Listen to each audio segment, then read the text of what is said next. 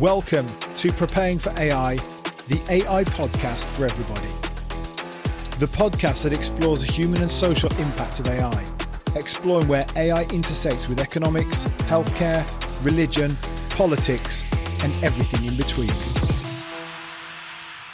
There's a guy in a place, got a bit of sweet face, and he goes by the name of Ebenezer Good. His friends call him Eezer, and he is the main geezer. He can vibe up a place like no other man could. Welcome to Preparing for AI with me, Ebenezer Scrooge.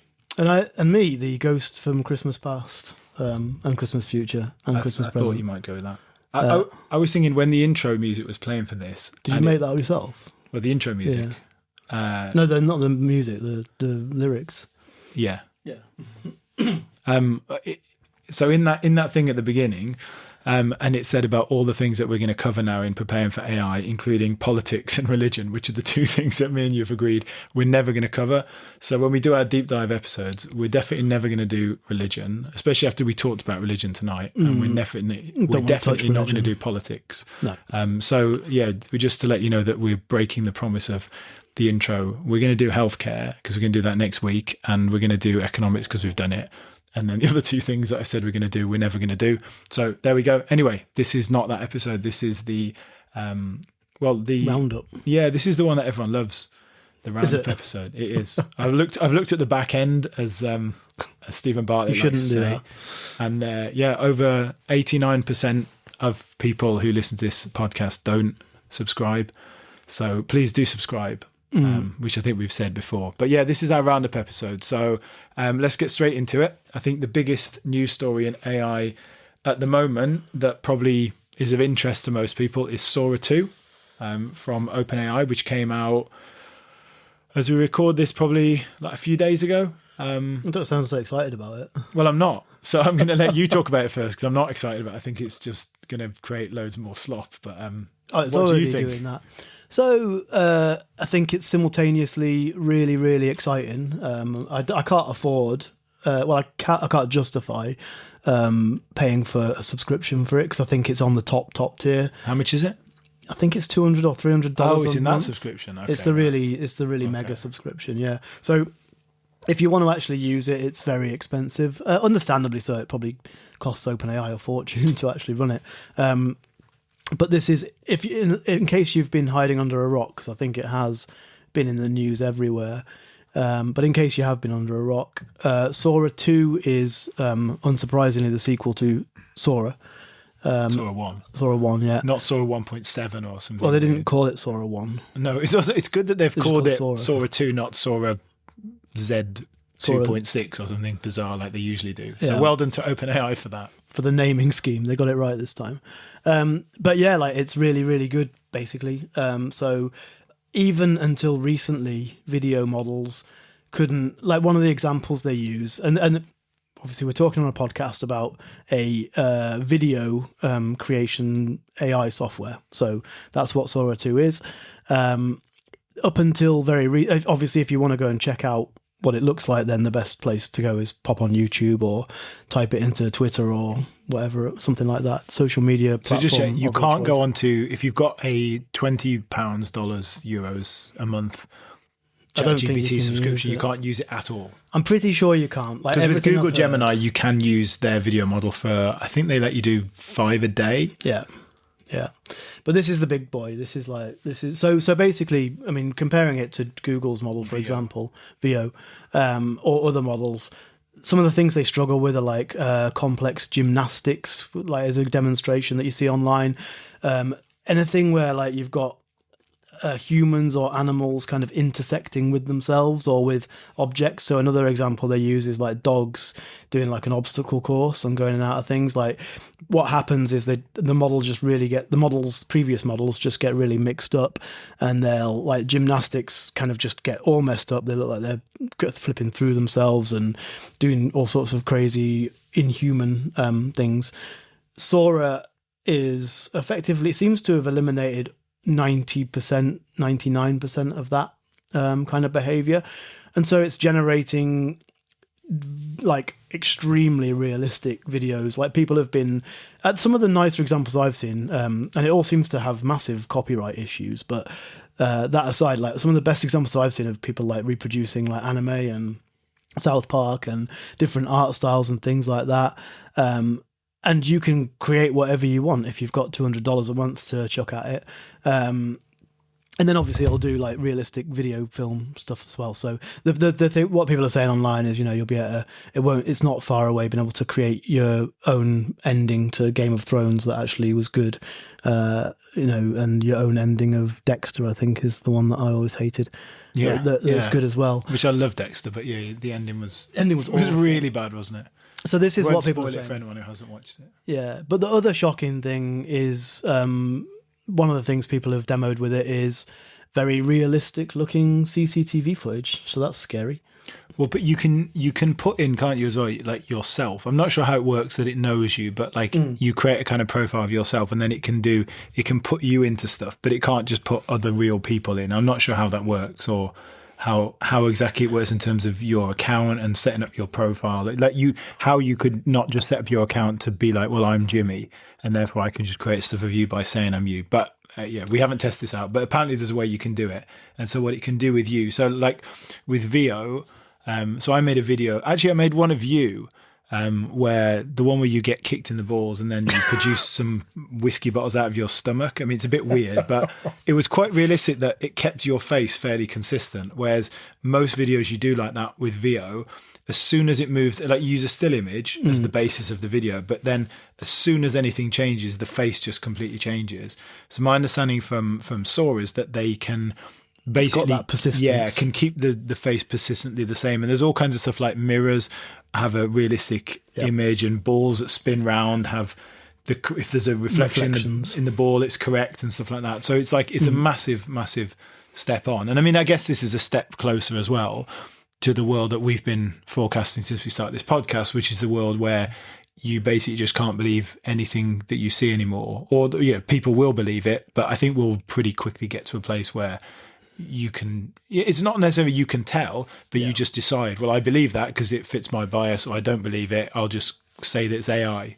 And actually that's also another danger, is like, not only do people believe stuff that's not true, but now anyone can just, reject anything they don't want to believe by saying, well, I think it was just made by AI.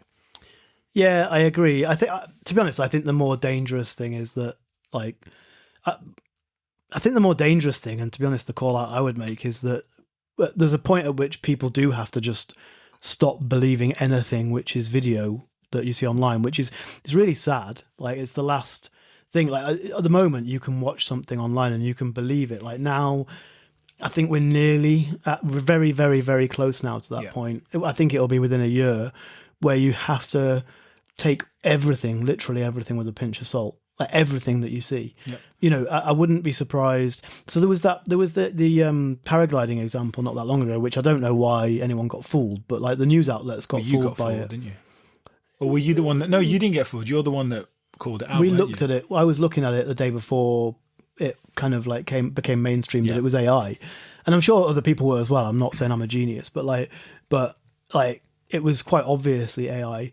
But news organizations published the story already. Like, even when it was a really crap version, they got duped, and that's probably because news has to go out so quickly. I can see this is going to be an absolute nightmare for news organizations in the future in terms of verifying stuff, because probably one of the ways they verify things right now is it's a video, right? And so what do you do in the future? Like, I mean, I guess if you've got Reuters... Well, they're sort of already at that point.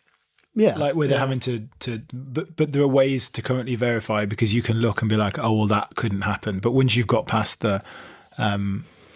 like the fact that I'm going to talk about laws of physics, because me and Jimmy have had a conversation about physics today. You're going to be able to see things, and at the moment it's like, going to look like it real. doesn't.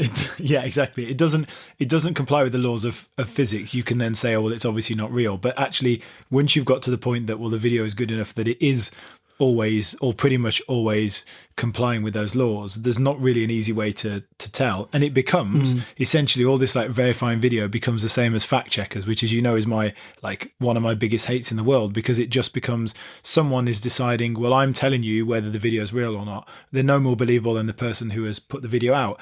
Or, you get to a point where you just choose to believe in certain sources or certain media outlets or whatever. So you believe in Reuters because you trust Reuters.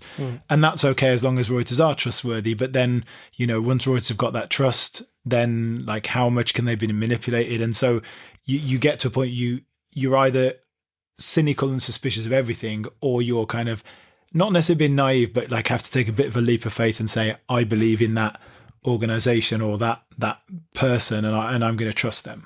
This is all very ironic given the conversation we had earlier, but we won't go down that alleyway, I think, just yet. It's not ironic, by the way. It's quite ironic that it's you that's saying all this. Anyway. Well, I said leap of faith. I mean, I was someone who said leap of faith in that conversation. So yeah, there's two slightly different contexts, apparently.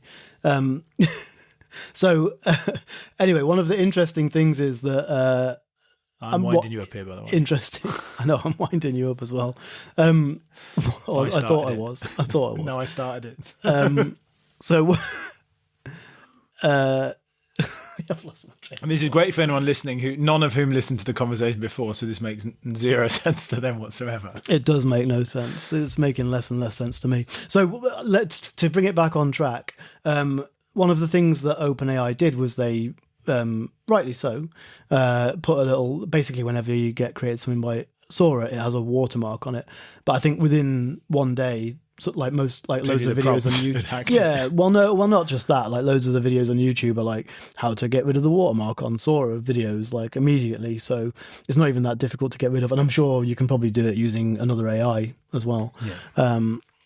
So yeah, that's the summary. Is if you still do, then you can't believe anything you see online or hear, including this possibly. And there's one even more fun bit that they basically, the main purpose for the model seems to be that they've decided to create a new version of TikTok that is run by, is it OpenAI or is this run by Meta? I think this is OpenAI launching their own version of TikTok, which is only for AI created material. So basically to save the internet from being flooded with slop by just creating their own and monetizing their own version, which is completely AI, which, most people will probably reject or be not interested in for a first year or so, and then eventually people will just stop caring whether it's AI or not, and it will just become even more trash than the current version of TikTok. But at least the algorithm is owned by OpenAI and not a Chinese company, so as long as an American company runs it, everything's fine, right?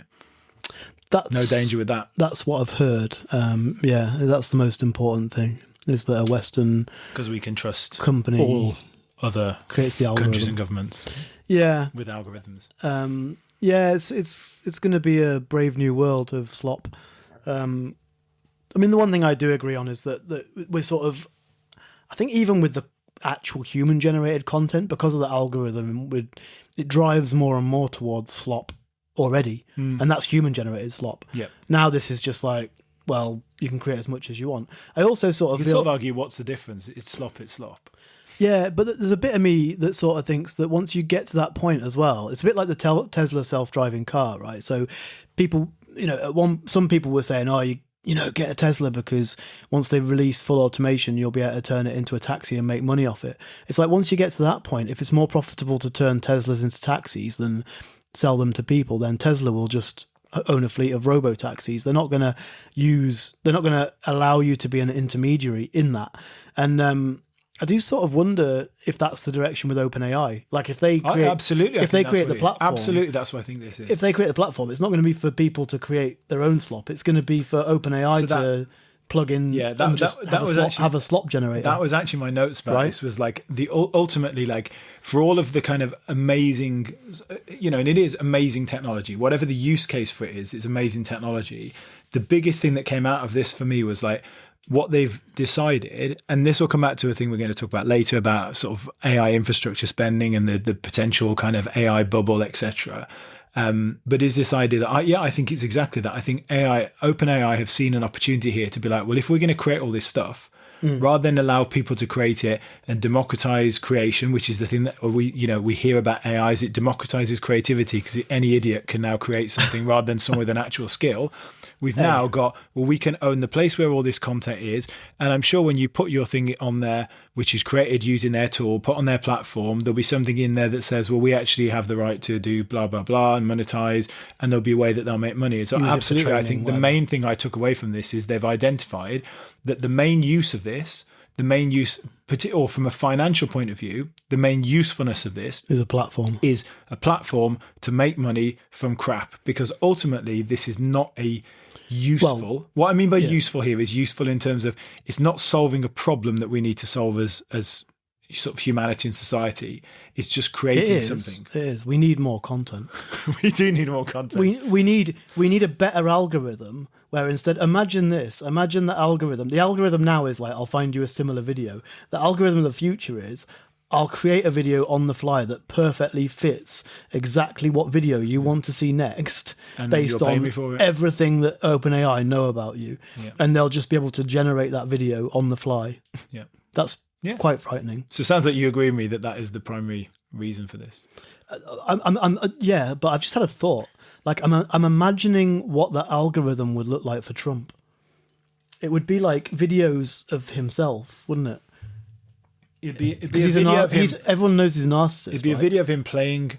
He'd be playing golf with Kim Jong-un, Xi Jinping, and the King of England, and he'd get a hole-in-one on a par 5 and win the Ryder Cup. Exactly. That's basically what would happen. But and stuff like that. That would be Trump's like OpenAI AI generated algorithm. Yeah, I'd actually quite like to see that. Yeah. Anyway. So next up, Claude 4.5. Yeah, they're only going up half a increment this time. But at least they're going up in 0.5s rather than the 3.7 was a weird. I don't think you can praise you can praise Anthropic for not having 15 different versions all at the same time that you have to choose from on the same platform. But I don't think you can praise them for their numbering system, which could have just gone 1, 2, 3, 4, 5, and we'd be on like 10 now. Anyway, take it away. Yeah, so I mean, we at the beginning of this podcast, we were both. I think at the beginning of this podcast, we were both Anthropic Claude fans. I've stuck with it, so I've kept my subscription, and I just decided, to be honest, that I like it because a lot of the stuff that I do with AI now is actually, we talked about slop and content creation, is content creation, and I think it's really good. Also, because I've got a lot of projects in there where I've got like system prompts, I just couldn't be bothered to do it again. And I also think like it's sort of interchangeable if you're not doing the very, very top end coding, which we'll talk about in a minute, but it kind of doesn't really matter. Like Club 4.5 is maybe now on some levels is ahead of GPT-5, on some it's not. Gemini 3 might come out next week, we're hearing. That'll probably be ahead. It sort of doesn't matter now. But I think, it does if you're a developer. Yeah, that's what I'm saying. It doesn't for most people. I'll talk about that in a minute. It doesn't for most people. So it's supposed to be an advance, particularly in coding. Again, we won't talk about that now. And agentic tasks. It's got increases in kind of multi-step reasoning, the way it comprehends code, the way it plans. Some of the feedback is that it is not as consistent as GPT-5. Some is that it's better. I mean, it does seem a little bit mixed, which again, they all seem to be like this now because none of them are like a huge leap forward that they're not doing something that none of the models have done, like when for example deep thinking mode came out, or when things became multimodal. It says, which they all seem to say, it drastically improves accuracy. Interestingly, I couldn't find anything that tries to quote an improvement percentage figure in hallucinations, which I quite like because they all seem to quote that. It can extract data from documents better. I've seen that it can output data in more document types. I haven't tried that myself yet, and I'm not sure what formats it can do. One of the really annoying things previously was it was outputting a lot of things in sort of formats that were to sort of general people would not necessarily be useful, and you have to kind of choose to export something in HTML format, for example. You can't generally create the sort of visual diagrams and stuff in JPEGs or PNG files. You have to export them and then turn them into an HTML file and screenshot them, which to me seemed a little bit weird. I have noticed one thing since I started using it, and it's only been a few days that it's been out. The one thing that I've noticed is the translation. So one of the things I use it for a lot, I have a Chinese social media account. If you want to follow it, it's called Longguo Bai Hua Tang, which is like a kind of health and lifestyle. Basically, they're long kind of science popularization articles, And I used to use ChatGPT. I started using Claude because on ChatGPT, because I didn't have a paid account, I would have to I'd have to keep stopping and starting it to do translation. So I started using Claude, and I had 2 or 3 people that I'd ask, like, because I'm translating it to Chinese, I'm writing it in English, I'd say, like, can you just, when I put it out, can you just let me know if there are any mistakes, I can change them. And I'd always get 2 or 3. Since I used it the other day, it's perfect. So, like, I've seen an improvement in that in terms of translation. In fact, people saying to me there was not a single, even kind of syntax or grammatical error. Everything was absolutely perfect. So, that seems to be a slight difference in improvement. And I think all of this stuff now is kind of iterative improvements, right? It seems like it is better. And it's better than Opus, which is, again, Opus is weird because they have Opus as like the top model, and it came out Opus 4, then there's Opus 4.1, so it would have been the best model for a bit, and now Sonnet has which is their kind of mid-range model, has leapt ahead of it again. Like, I just like Claude. I like the way that it works. I like the way it talks to you. It doesn't have the wokeness that I used to criticize, so like it's better for that. But I couldn't sort of say as a kind of general model it was necessarily the best. It seems to be slightly quicker. It's good at integrating with the likes of sort of Google files and stuff. It is better at documents. It has a bigger context window. It's still not as big as Gemini. So, like, it seems to me it's better, but there's nothing for me that was groundbreaking in it. Yeah, so observations from me. So on the context window, one of the things that I have seen is that this is another new thing. So can we just say, and we've said this before, but just explain what the context window is in case people are not sure. Yeah, so in case they can't remember, ironically. But yeah, so context... Their context window is not... Exactly, not long enough to stretch back several months. Context window is how many tokens, which effectively are similar to words, that the model, that when you're having a conversation, it can keep in effectively short-term memory, in its memory for that conversation at one time. A standard now is like 200,000 plus, and I think Gemini, which you were just referring to, is 1 million. One of the interesting things, though, is that what they're saying, so there's also this concept of like accuracy within the context window. So even if it's 1 million tokens, how accurate is its recall of something within that 1 million tokens, for example? And Claude 4.5 has been demonstrated to have a very, very good recall within its 200,000 token context window. So even though it's got a smaller context window than Gemini, for example, it's got better, more accurate recall within that context window. So that's one of the things that I have seen about it. I also don't get the Opus models. So one of the things about the Claude, really expensive Opus as well, wasn't exactly. it? Like ridiculously expensive. Well, Sonnet's already expensive. So 4.5 is the same cost. So when we're saying expensive, we're talking about API, which is basically where users are paying by the token. So we're not talking about a subscription. We're talking about where you're using basically a Claude model in the background through the API. So you're using it to run your website or your business or whatever. So when we talk about expensive, that is charged per token. Yeah. And I think Opus was the most expensive of this kind of major models, wasn't it? It was more than Gemini, more than GPT-5, I think. So from memory, I think that Sonnet is still expensive. It's $3 per million input tokens and $15 per million output tokens, which is a lot. But if you're doing like things like, for example, coding uses a lot of tokens, a hell of a lot of tokens, actually. And then I don't know the cost of the other models, but Opus is like more expensive than that. Might even be double. It's really, really expensive. I think it was and quite like slow. double. It was a lot more.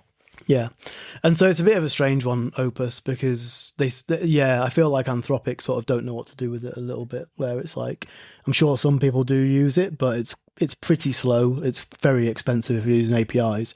And so it's probably not used very much. So I started using 4.5 for coding almost as soon as it came out. One of the things I will say, and we are going to stick this in the show notes this time, I think. So I've mentioned it before, but I use LLM Studio by Abacus AI. It's one of these alternative providers, I suppose you'd call it. That if you're a light user, but you're like, isn't it called Root LLM?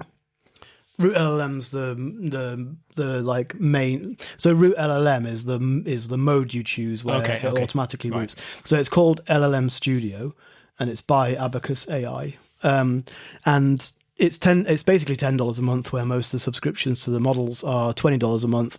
It has access to all of the different models. Like when I say all, like it's got access to 30 different models. So you've got like GPT, you've got Claude, you've got Gemini, you've got all the major ones, plus a bunch of others. We will stick the referral in the show notes. If you use LLMs enough that you're going over the sort of free limits, but you don't want to pay $20 a month, this is quite a nice intermediate.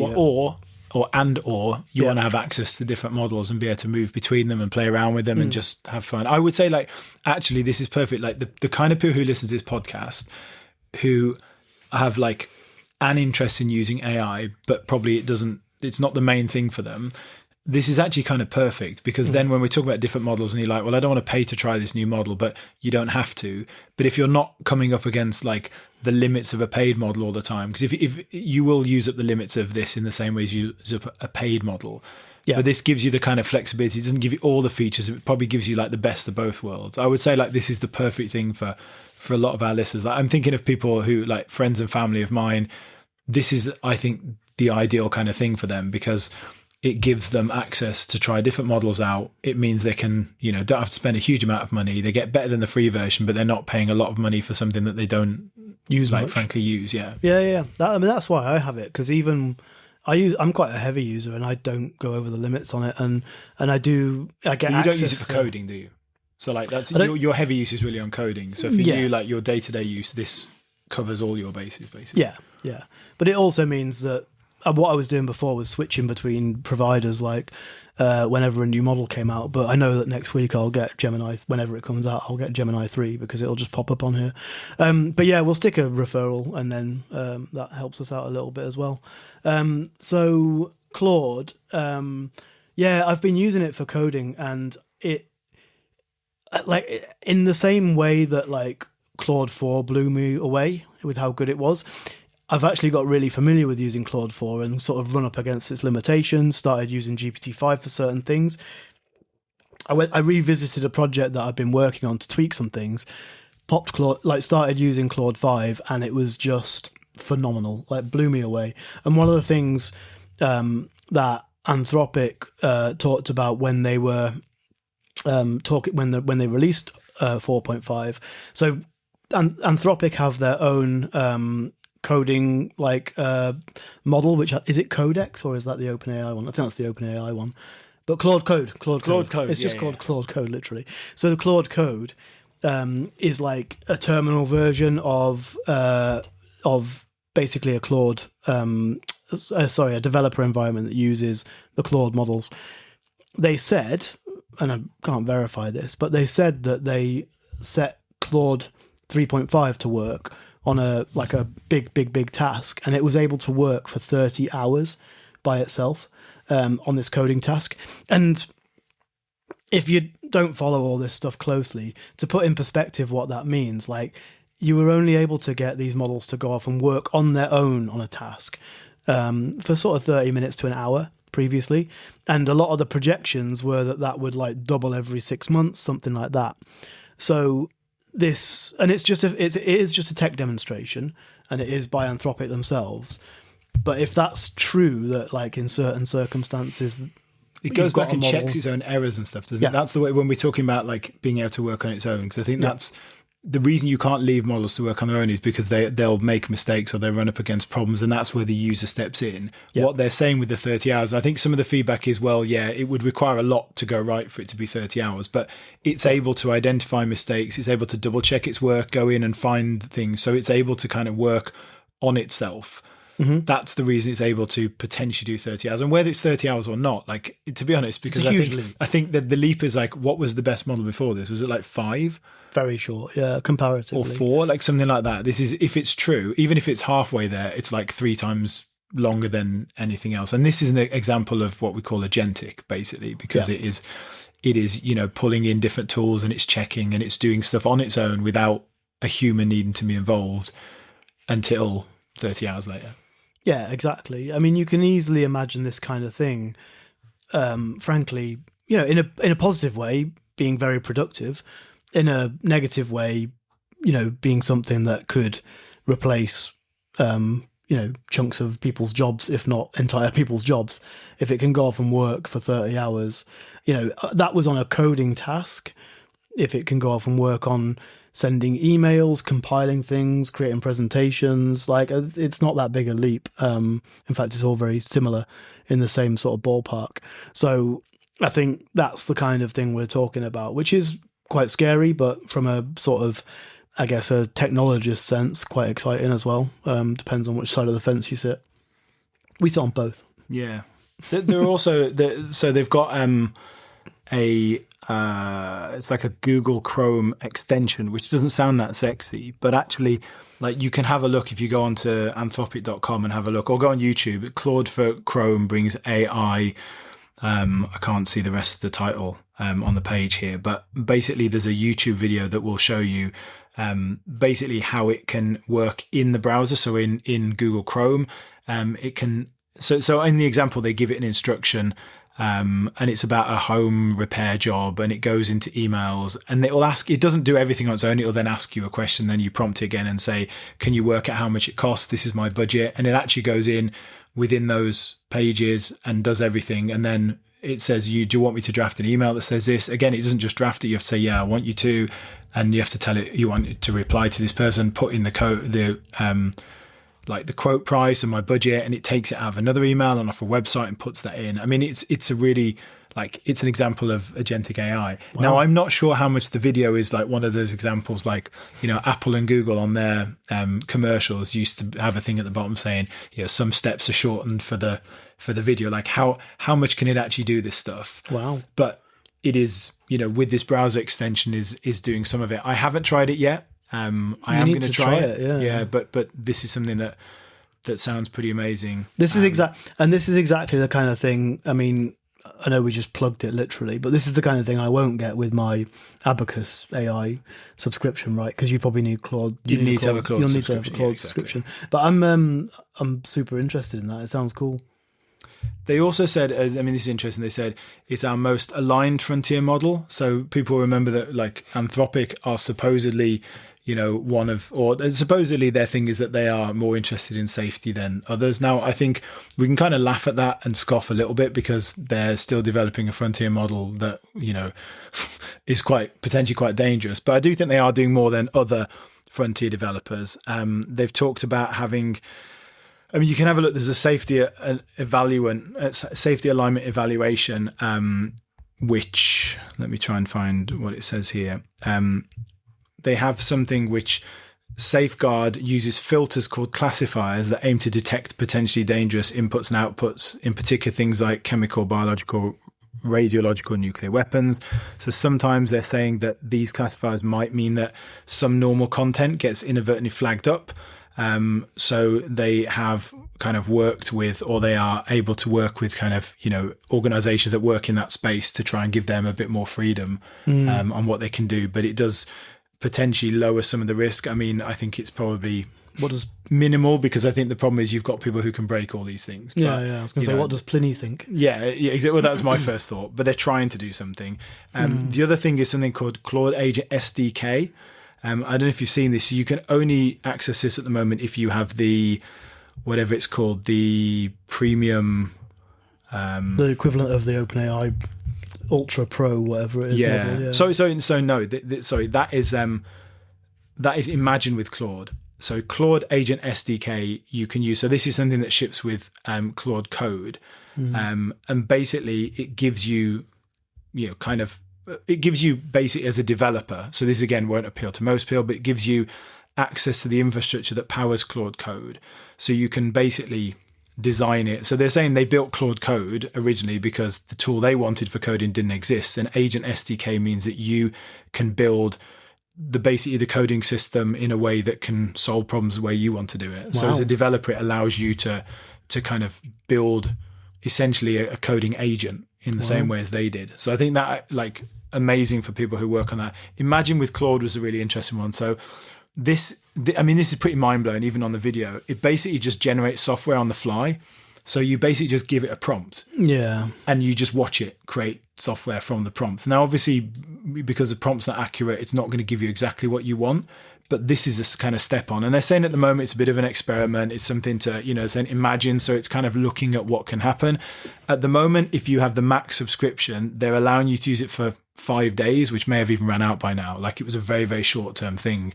But I'm sure like this kind of shows you in the future, it basically allows you to just be like, I want to create this. You put a simple prompt in, a text prompt, and you just watch it creating software. I haven't seen that. I'm going to check out the video later on. I'm not going to pay for the video's pretty rubbish. Oh, is it? Yeah, the video doesn't really show you much. I mean, well, it's not rubbish, but it's not. The video isn't mind blowing. I think you need to do it yourself to find out. Yeah, which I'm not going to pay for. But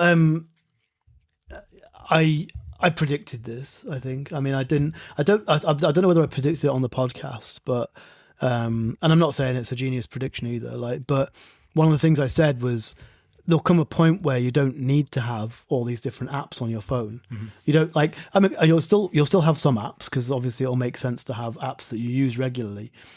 But there'll become a point where, like, if you want to play a game that you've just got in your imagination, I don't know. Let's use an example, like a really simple thing. But let's say this is the example that everyone uses online on any AI channel, so I'll use it. But if you want to play Snake right now, and you can probably do this right now on Claude, if you want to play a game of Snake, you don't need to download Snake. You can just say to Claude, I want to play Snake. Yeah. And it'll write the code, and then you can be playing the game Snake. And if you want to like tweak it, add enemies, make it a funny shape, whatever you want to do, like you can just do that on the fly because it's a really simple concept.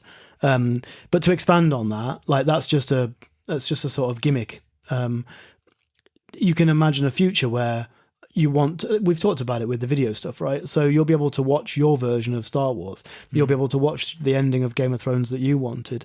You'll be able to, I read fantasy books that aren't Lord of the Rings, that aren't famous enough to get films made of them. I'll be able to watch the film of the book even that software I've read. is like, we use Audacity to record this. Is like, I want you to create me a program that will allow me to record things, but I want it to record in this way, and I want it to have this function, and I want it to have this, and I want it to be able to turn both people's voices into, this and this, and it will just create the software to do it rather than having to find the software. Exactly.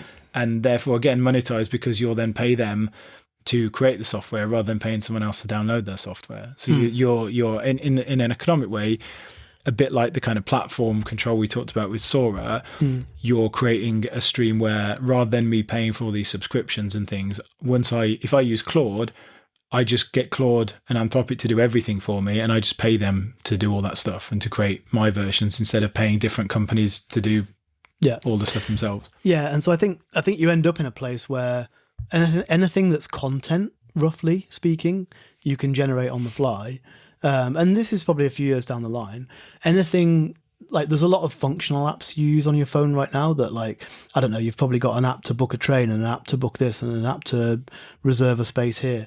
Like, all of that stuff is agentic AI, right? So instead of having all those 10 different apps, you've got an agentic AI that's connected to the internet that can just do those things for you. And so you want to book a train in the future, you ask the AI and it just goes off and does it in the background. I won't want to book a train because I'll just be at home, have my mind numbed by Sora videos. Well, yeah. We don't want to go on a train. In the short space of time where there'll be an intersection where, like, you still need to go somewhere. Right. You can get a Tesla robotaxi by imagining. Or for those of us that have distance ourselves from the AI world and still use traditional things like trains and transport and anything meeting humans in the physical world. Yeah. You'll be able to do all that. You'll be able to, dating. I mean, I hadn't really thought about this until just now, but I think you can already kind of do this if you pay somebody some money. But like, you'll just be able to. I would imagine in the future. Prostitute. No, that wasn't what. Right. I mean, it is the original industry, isn't it? So. What I was going to say is, like, you can probably pay somebody to, like, find somebody with the type of profile you want to meet. Okay, right. So, but this is still people we're trying to find, or? Well, yeah. But anyway, what I was going to say is, I can imagine. I just mean that most people are not interacting in the human world anymore. So. No, probably not. But there'll be there'll be some people who still want to, and you'll have an agent that sits in the. You'll probably have an agent that does the equivalent of sits on Tinder and swipes left and right for you. That basically, and then you just get told you're going on a date. Yeah, you will go on a date.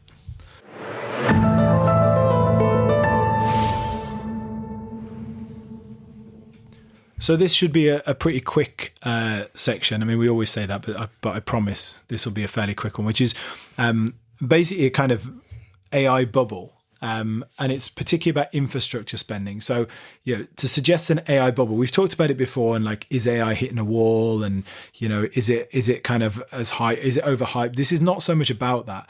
This is just about the bubble in terms of the amount of investment. So the current kind of AI boom in terms of the economics of it, because none of these, we talk about OpenAI, Anthropic, etc. None of these are making money out of AI at the moment, right? They're investing enormous amounts of money and losing absolutely incredible amounts of money. They're just burning through cash because this is all about, the sort of jewel at the end of it. But the thing at the moment that's driving the kind of growth is this massive wave of infrastructure investment. And I saw like a picture of one of the big centres in the UK, which because I wasn't sure, but UK's is actually one of the bigger sort of destinations for data centres. I think Ireland and the US are the biggest two, but the UK is pretty big. And looking at them, and they're like getting some decent discounts on electricity. Yeah, these Amazon sort of warehouses. I mean, they look like 10 of them basically joined together. They are enormous. And basically these kind of like hyperscalers, GPU, basically massive GPU centers and stuff. This is accounting for, I think the figure I saw was 430 billion in 2025 just on. In the UK? No, overall. Overall, not just in the UK. But they're talking about the overall, because don't forget, this is like, they don't just build them in a year. Like, this is a kind of long-term plan. They're talking about trillions in terms of, this is what's already committed in terms of the investment in data centers and these massive it's projects. Bonkers, yeah. And they're talking about this is like, it's on a par with the amount of money that was basically spent in kind of World War II in terms of expenditure, which is like historically, I think nice is the biggest spend, although it's over a slightly longer period. So this spend is like forecast over, I think it's sort of 10, 15 years. So the problem with this is like, it's proven to be, although it's kind of massive, it's very fragile. It's a kind of stimulus into the economic system, but it's very, very fragile. This was the bit that kind of blew my mind. So AI-related capital expenditure contributed an estimated 1.1% of US GDP growth, which outpaced all consumer spending. And this means AI investment has accounted for, I think it's 45 or 46% of all US GDP growth this year. Yeah, also is just, and this is not AI, this is just AI infrastructure investment. That was me thinking it was tariffs. So like, you take that out, which, is sort of possible, or you get that bubble burst, and you've got 50% of US GDP is just wiped out in a second. And let's not get into like GDP and whether we agree with it or not, but that is like massive. And we're now seeing this like concerns of an AI bubble. Basically, we're already seeing like the stock market valuations are like off the charts, volatility, high rate of failure for these pilot projects, and just the fact that this growth is reliant on like a very, very small amount of companies which are creating just like this hugely imbalanced development, basically. So it seems risky. I'm going to provide the sort of counter narrative, I suppose, which is like, well, what's the prize here, right? So what's the prize? And I think it's pretty obvious that the prize is if you create the ultimate version of this, then you can start automating workforces. Yeah. You can automate jobs, which has got to be worth, I mean, even if you don't automate existing jobs, and even if you create new growth, that's got to be worth insane amounts of money. Yeah. So like the prize is big. I don't know if the prize is there or not, because we're obviously heading towards it, and we're starting to see jobs being displaced by AI, which isn't a great thing. Like, that's not actually necessarily contributing to GDP growth, in fact.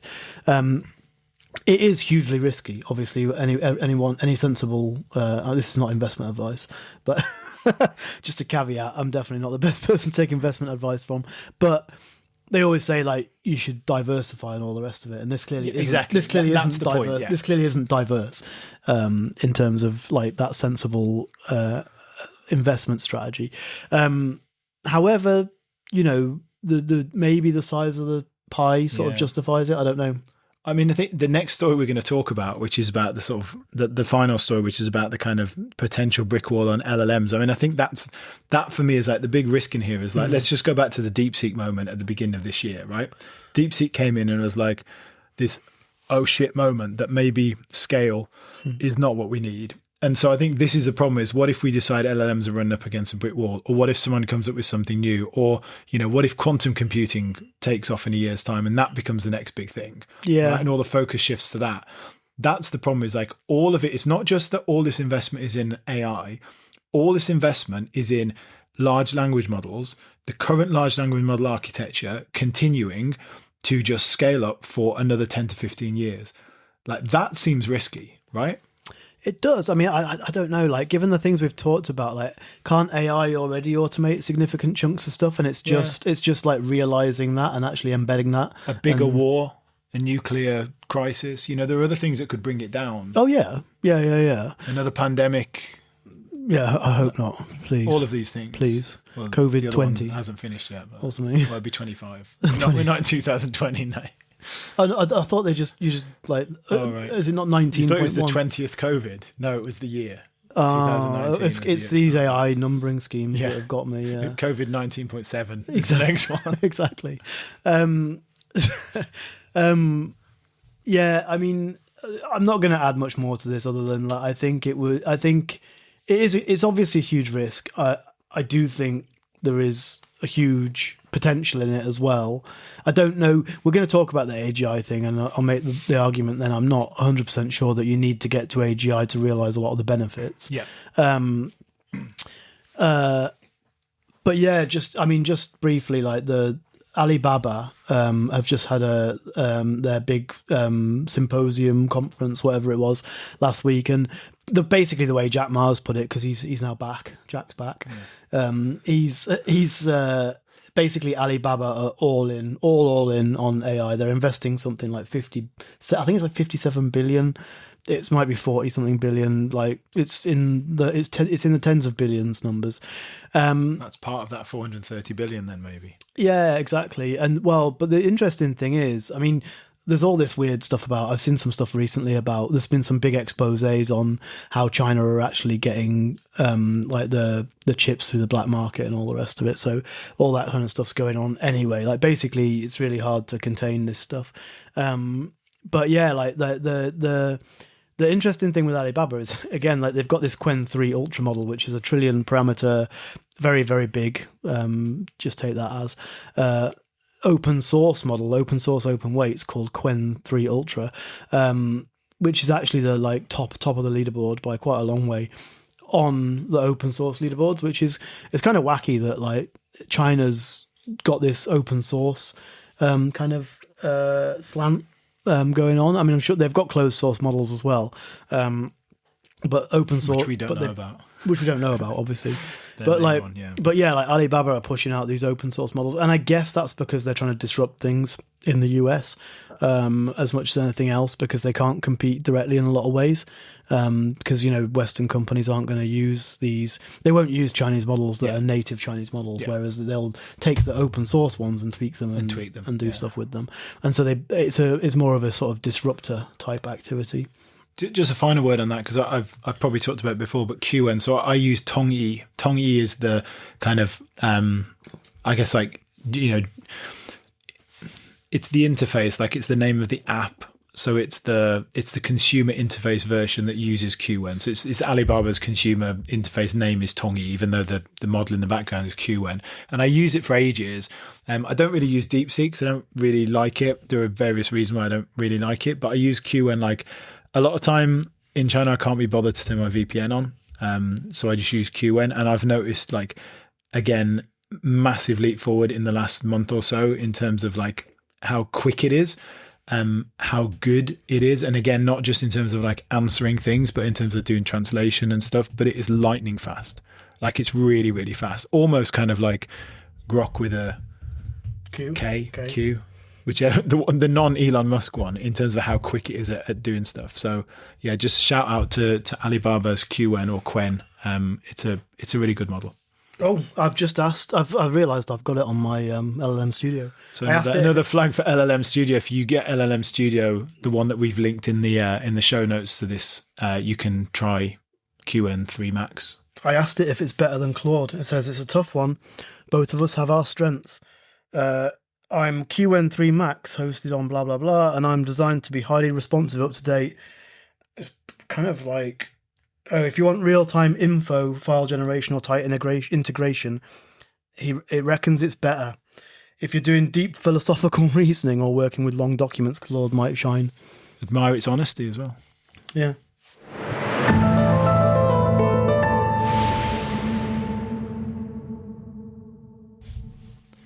Right, so the final thing I want to talk about in this episode, so this is a story, basically, I don't know what we want to call it, like, have large language models reached a dead end? In fact, I think it's punchy.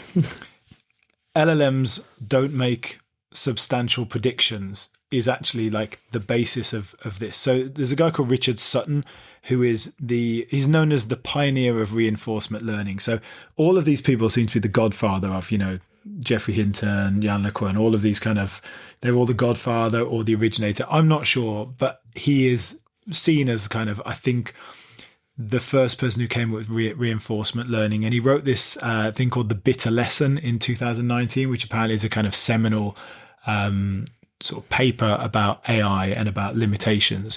So he's been really active in the recent weeks, notably, or where I picked it up was on the Dwarkesh podcast. I don't know if people listen to it, Dwarkesh Patel podcast, which was released on the 26th of September. So he's basically argued that large language models are a dead end on the path to true intelligence. Now, this is not the first time that people have argued this. There is a cracking response. So Dwarkesh Patel, who did the episode, said he got so much feedback, he wrote down his own thoughts and sent them out in an email. It's on his Substack as well, but I read his email. I'm not going to go through all of that. But he was sort of saying, I don't agree with everything he said, but like, yeah, wow, this guy's really challenged even his thoughts on it. So basically, the premise of this is large language models, and this is why this links into the last story about this kind of infrastructure build. They have fundamental architectural limitations that scaling cannot overcome. Lack of continual learning, so they're incapable of learning on the job or continually updating their knowledge through real-world experience. They were primarily developed during initial massive training phase, and they can't build on that without suffering from what he calls catastrophic forgetting. And true intelligence, he argues, must be able to learn on the fly. Second thing is absence of world model and ground truth. They're designed to predict what a human would say next based on their training data, not to predict what would happen in the physical world. This means they lack a kind of world model. They have no concept of a ground truth, objective right or wrong to correct their beliefs against. Without a goal or the ability to be surprised by an outcome, they cannot learn from unexpected results. And the third one is they have no goals. So he defines the essence of intelligence as the ability to achieve goals, whereas large language models' primary objective is next token prediction. So they don't have external goals. So basically his belief is like, this fixation on scaling, which is building this up, is a dangerous bandwagon. It ignores basically core principles of real intelligence. And his argument is not that AI is not going to develop, but that the next breakthrough has to come from a new architecture, which is based on reinforcement learning. And that would render the current large language model approach obsolete. There were bits of that I feel like I disagree with, but or I would question. Mm-hmm. However, I agree with the general thrust of it. Like, the way I would put it is probably a lot simpler. And sorry if I'm usurping this genius. But like, it feels to me like what we've done is we've taken all of the knowledge that humans have ever come up with effectively is what we've done, which is basically it's, okay, I'm dumbing it down, but it's what's on the internet, it's what's online, right? You take all of that historical, all of that current, all of that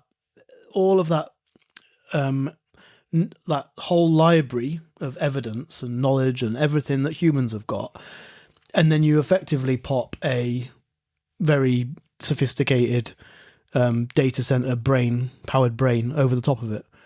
And I experienced this again the other day with the very best models that are out there, where I asked it a question.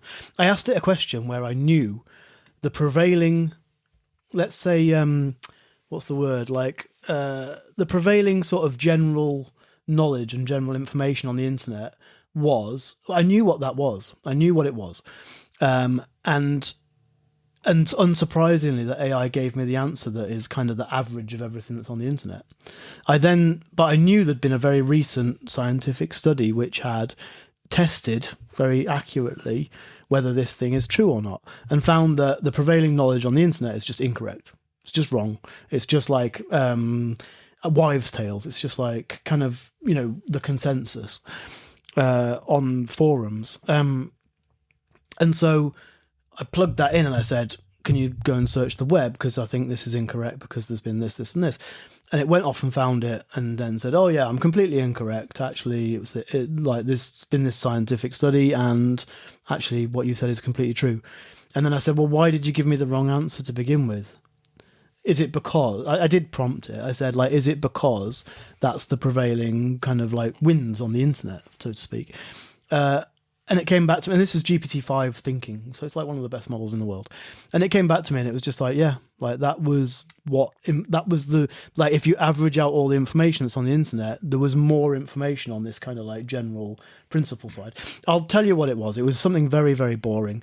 I make coffee at home, and when you make espresso, you grind the coffee, and then it's called tamping, where you squeeze it down.